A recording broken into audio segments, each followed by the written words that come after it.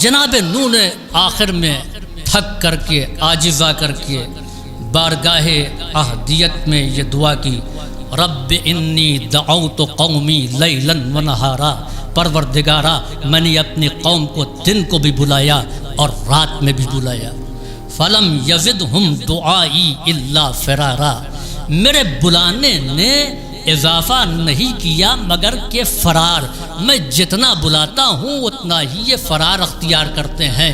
جناب نوح نے شکوہ کس بات کا کیا؟ پتھروں کے مارے جانے کا شکوہ نہیں کیا، تکلیف کے پہنچائے جانے کا شکوہ نہیں کیا، شکوہ کیا کہ میں بلاتا ہوں یہ فرار اختیار کر رہے ہیں۔ تو اس کے معنی یہ ہے کہ نبی کو کسی اور بات سے اتنی تکلیف نہیں پہنچتی جتنی تکلیف اس بات سے کہ نبی بلائے امت فرار اختیار کر جائے۔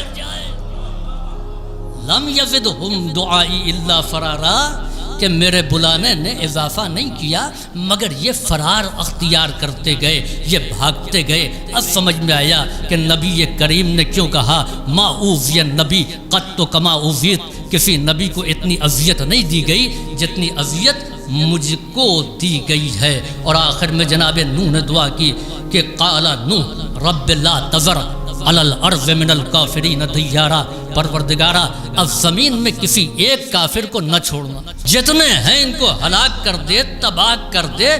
انکا انتظرہم یضلوا عبادکا، اگر تو نے ان کو چھوڑ دیا تو یہ تیرے بندوں کو گمراہ کریں گے۔ کون کہہ رہا ہے؟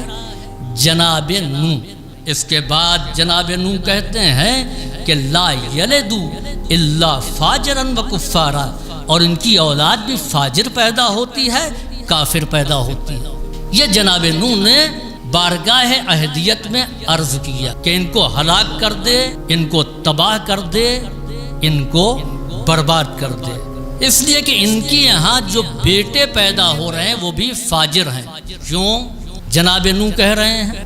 جناب نوح علم نبوت کی بنیاد پر کہہ رہے ہیں کہ پیدا ہونے والے جتنے بھی ان کی نسل میں ہیں وہ فاجر ہیں، کافر ہیں، اس لیے ہلاک کر دو۔ اور ایسا کیوں کہہ رہے ہیں؟ اس لیے کہ مجھے تو انہوں نے ستایا، مجھے تو انہوں نے پریشان کیا، لیکن میرے بعد جو آئیں وہ ان کے ظلم سے، ان کے ستم سے محفوظ رہیں، لہٰذا ان کو اب ختم کر دے، ہلاک کر دے، تباہ کر دے۔ یہ ہے جناب نوح کے صبر کی حد۔ اب آئیے میں جملہ معترضہ کے طور پر ایک واقعہ بیان کیا۔ نوح کہہ رہے ہیں سب کو ہلاک کر دیا جائے، تباہ کر دیا جائے، ختم کر دیا جائے، کوئی اس قابل نہیں ہے کہ اس کو نہیں چھوڑا جائے۔ لیلۃ الحریر، امیر المومنین کی تلوار چلتی ہے اور رکتی ہے۔ یا علی یہ تلوار رکتی کیوں ہے؟ دشمن کی گردن پر پہنچی تو گردن کاٹا کیوں نہیں؟ وہاں سے واپس کیوں آپ نے کر دیا؟ کہا میں صلبوں کا جائزہ لے رہا ہوں، 70 صلب کے بعد بھی اگر کوئی مومن پیدا ہونے والا ہے تو اس کی حفاظت کے لیے میں گردن چھوڑ رہا ہوں۔ میں کہوں گا یا علی آپ قتل کر دیجئے، اس لیے کہ مومن پیدا ہوگا 70 صلب کے بعد۔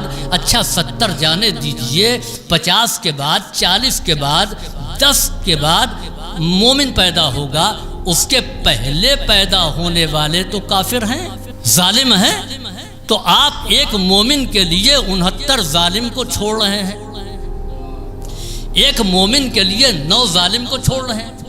اور اگر آپ ان کو چھوڑیں گے تو انہوں نے آپ کو ستایا ہے، ان کا بیٹا آپ کے حسن کو ستائے گا، اس کا بیٹا آپ کے حسین کو ستائے گا، اس کا بیٹا آپ کے علی ابن الحسین کو ستائے گا، یہ سلسلہ چلتا رہے گا۔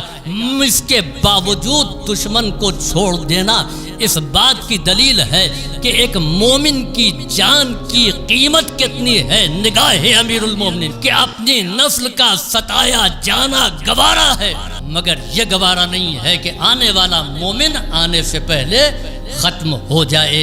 تو یہ ہے جناب نوح کا صبر، اور یہ ہے طرز عمل امیر المومنین علی ابن ابی طالب کا۔